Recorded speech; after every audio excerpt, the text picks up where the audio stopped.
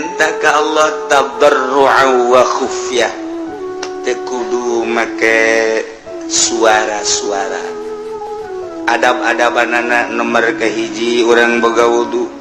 nomor kedua urang teh okos salat tahiyat nu bagus macara Kangjeng Nabi Adam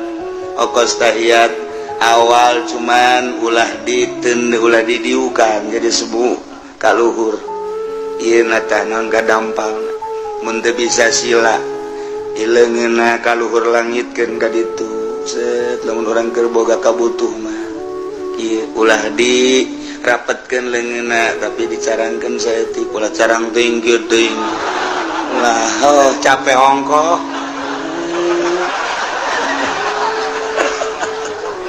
sedeng